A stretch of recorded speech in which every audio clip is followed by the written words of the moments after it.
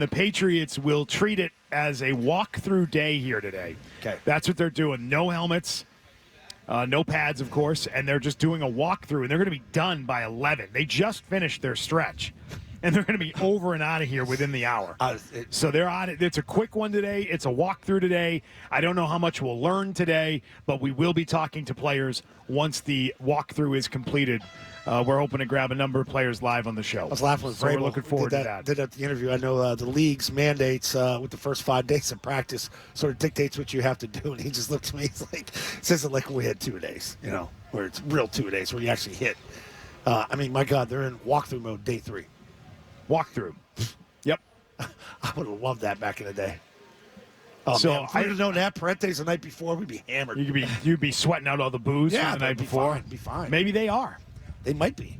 They might be. They may have gone out. They may have had a thirsty Thursday last night. I mean, Foxborough's built up so much, man, especially where they're staying. And that, man, they got good restaurants. Well, the fact that their training camp is here, they got a lot of places they can go and not be sort of noticed. Yeah. Right. When you were in Smithfield, you had Parentes, and that was it. You had one bar, and if the coaches were looking for you, they knew where all of you were. Yeah, they did.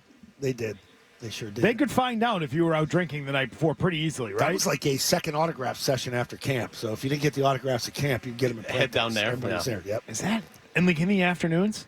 No, this is a night. Oh, it's so at night. So after the nighttime. second ones? Yeah, after the second practice, you head down there before the team meetings. Come in a little zipping. Oh man. Yep. Take that Good nap. old days. Yeah. The good old days. Yeah. All right, so anything that's going on here, we'll let you know, but it's a slow one. It's going to be a slow practice here. And if you're out there in the stands, good luck, because it is sweltering down there. Yeah, good pull day on that today. concrete Great and on those pull day. bleachers, but still decent attendance today. Yeah. They keep coming out. That's good. Decent Wait till next week. attendance. It's going to build next week, and then Commanders come in, and we're off and running, man. It'll feel like season mode. Yeah. All right, through a couple of days of camp, we have talked a little bit about the offensive line. We've talked quite a bit about receivers in this camp, and I think those are things we're watching from an offensive standpoint. And in addition to that, there's something that I think is developing that is a story that I've repeatedly told you I don't care about. Uh-huh. But it's the fact that Ja'Lynn Polk is not a part of this. The fact that last year's high receiver draft pick is not even participating is noteworthy, is it not? I mean, I don't even put him on the list of receivers when I'm trying to get ready to call games in 2 weeks. Like I have zero expectations for him being there. Let's hear Phil Perry talking about how second-year players on this roster are getting lapped by rookies who are participating in this camp. Ja'Lynn Polk, we haven't seen. He did not start camp on either PUP or NFI, and yet he's missing practice time. So Mike Giardi from Boston Sports Journal says Polk is dealing with muscle soreness. Whatever it is, he needs to get on the field to try to earn himself a role. He clearly, in my opinion, does not have one just based on the fact that he was a second-round pick last year. His stock is down. Caden Wallace playing only at guard. They might have a need at left guard, so in some ways, maybe you could say they're trying to turn that pick into a success story. On the other hand, they have very little tackle depth. Demontre Jacobs has been filling in for Morgan Moses at right tackle. It's been Marcus Bryant, the 7th-round rookie out of Missouri. He was the left tackle at Missouri, while Armand Membu, remember that name, was the right tackle there for the Tigers. Marcus Bryant looks like he might be your backup left tackle. So you've got rookie Will Campbell and then maybe rookie Marcus Bryant, 7th-round pick, behind him. Behemoth of a human being, has all kinds of physical traits. There was a reason they let him play left tackle and they kept Armand Membu on the right side. But, boy, they could use Caden Wallace as a tackle, and they're not. And I think that tells you about maybe how they feel about him right now in 2025. Layden Robinson has not been a contender for that top left guard spot. It's really been Cole Strange's job. The only young player who has filled in for Cole Strange, we'll get to him, is Jared Wilson. And then 4th-round pick, Javon Baker. To me, he's not in the conversation to make the roster. Did they blow every pick in the 2024 draft outside of Drake Maye? Maybe. Did they blow an entire draft after Drake Maye? That's my question. That's the kind of stuff that typically gets people fired. When you blow an entire draft outside of the 3rd overall pick, So, which is so simple and so stupid that, again, Conkey could have done it. Right? yeah. Any anybody could have made that pick. They had no choice at number 3. No. They didn't have number 2. They didn't have number 1. They didn't have a decision to make at number 3. They knew they were drafting a quarterback there. If Drake Maye went number 2, they were taking Jaden Daniels. They had no decision to make. It's the only pick it appears they hit on in 2024. So the next time someone asks me, why do you want to have Elliott Wolf fired? I'm just going to say, go take a look at that 2024 draft. Tell me if you think they know what they're doing. They don't. Get out. Yeah, those linemen that are taken after, say, the 3rd round, you can all put them all pretty much in that same bag, shake it up and mix it. And, whether you're a guard, whether you're a tackle, like Wallace doesn't have the frame size to be a tackle, I don't think. He looks more like a guard. I'm just saying, if you look at the guy, what do you think this guy plays? Now, that kid from Missouri on the left side, he's huge. He's a big kid. I wouldn't mind him staying there at left side and trying to figure it out. He played at a high level in Missouri. Membu was the other guy on the other side. He went top 10. But this kid's a late-round pick. Ja'Lynn Polk was 37th overall. Yeah. That is such a big mistake and such a glaring mistake that it's not about Ja'Lynn Polk because I don't give a damn. See, that's the my kid point can't to you. play. Yeah. He can't play. He's not going to make it. He probably isn't going to make it in this league anywhere.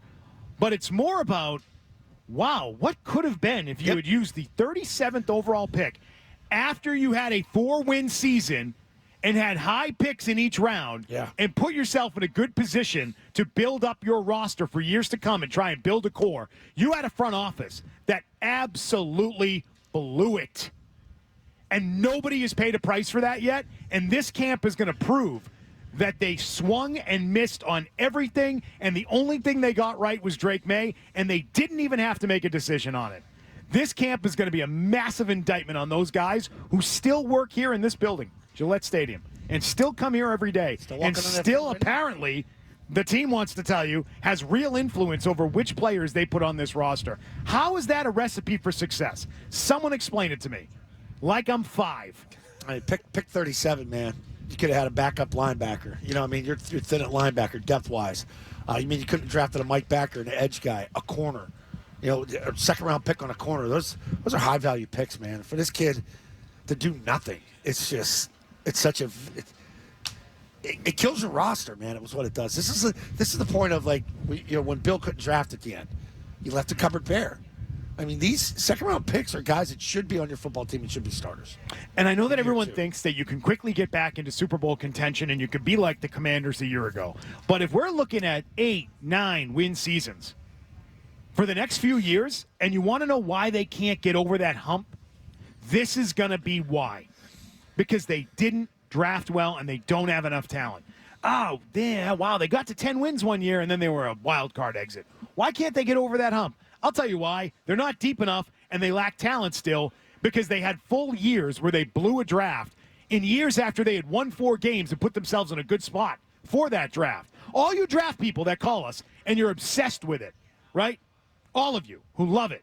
I don't particularly love it. But all of you that love it, you should be more pissed than anyone. You guys love that thing. You think it's the path to everything. And now you're watching a team that a year later you're like, well, that was a dud. Well, that's the crazy part, too, because all those people say you need 2 or 3 years to evaluate a draft class. Not really. But this one, no, you needed a year in the first week of camp to realize that, like you said, it is a complete dud outside of Drake Maye. It's crazy. And you know it's a dud because you have people that work here now. You have a coach that knows what he's doing, and you have his people with him, whether it be Stretch or it be Ryan Cowden. Those guys come in and they say, Caden Wallace can't play. We're not using this guy. Layden Robinson? No, that guy doesn't have it. We've got other guys we just drafted that might be better for us and a better fit and might actually be able to play. Polk? What? He's got a sore muscle? How do you think that's going to play with the new coach? What the F does the that new even coach is mean? going to be like, get out of here. I got no time for sore muscles, pal. Do you know how much of a I got piss 14 receivers out here. I'm trying to find out if any of them could play. You're out. Unless he's trying to tank it and get an IR. I'm serious. Oh, what? Like his only chance of making this team is being on IR. Good luck.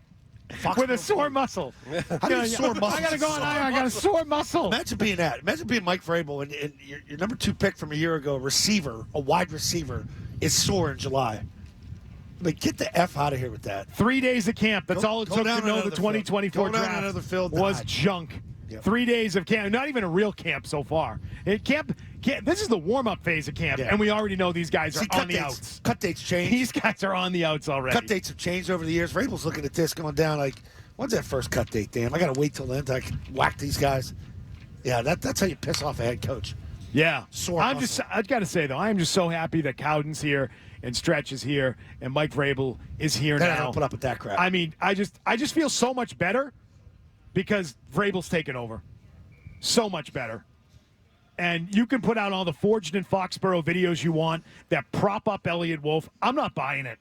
I don't buy it. This is Vrabel's operation now, and we can all be thankful for that. What's that? Because the 2024 draft has been declared a dud. I was watching some of the stuff on SportsCenter and NFL Network, and they're bouncing around camps down in Atlanta. Penix is talking about creating this opportunity with his tight end, how many catches and touchdowns they're going to have this year. Dunze over there at the Bears talking about that. Like, what are those guys from Washington that played with Polk? What do they talk? What do you think they're talking about right now? Like, what the hell's going on up there? What's wrong with him? He's a high production guy there. Scratch your head on that one, man.